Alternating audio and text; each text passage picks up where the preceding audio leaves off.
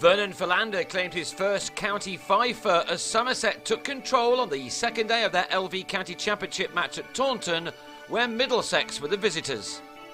After a truncated first day because of rain and bad light, play commenced on time on day 2 with Middlesex on 118 for 4, and they were looking to Joe Denley to bat as well as he'd done on the opening day. He was soon adding to his 64. However, on 73 he gave Steve Kirby his first wicket of the season, the bowler reacting quickly to an inside edge onto pad. Philander, who'd taken 3 for 21 on the previous day, it didn't take too long to get involved once again. A bit of movement in the air did for Gareth Berg on 7.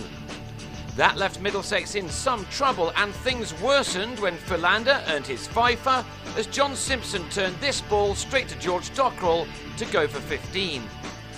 That put the visitors on 150 for 7, but Tim Murtagh decided then to take the attack back to the bowlers, and he and Ollie Rayner added 43 for the 8th wicket. Irishman Dockrell ended the stand by trapping Rayner in front for 14. Murtagh and Toby Rowland-Jones were going well until a slip at the non-striker's end brought an end to the former's wicket, Nick Compton hitting the target from the covers to remove Murtagh for a more than useful 45. Rowland-Jones helped himself to 23 runs and took the total to a more respectable 246 before Corey Collymore was bang in front to Dockrell. It was no more than an average total for the visitors, with Philander taking 5 for 43 on debut, and it was one which Marcus Trescothick and Errol Sapire were soon dipping into as they opened up with a comfortable stand of 55 in 12 overs. Berg was the man to break it with a regulation nick to the keeper as Sapire departed for 35. Trescothick then changed gear as only he can, with some typically punishing strokes on both sides of the wicket. His new partner Compton was more stoic, however, this being a rare moment of aggression from him. Somerset were moving along very nicely as the 100 was brought up, but then just before tea, Trescothick edged Rayner in his first over to slip on 47, and 4 balls later James Hildreth was yorked by Berg for 1 as the hosts went to tea on 103 for 3, 143 runs behind. 8 runs later, Middlesex missed a golden opportunity to put real pressure on Somerset. Craig Kieswetter wanted a run, Compton didn't.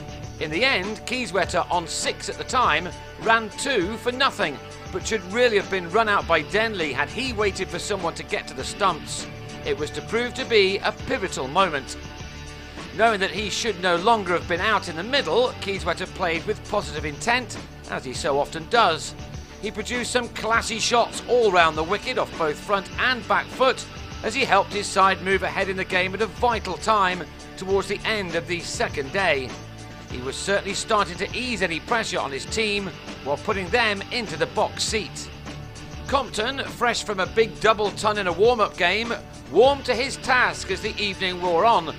At his best, he looks a class act and is an important cog in the Somerset top order, taking on the role once occupied by Xander de Brain.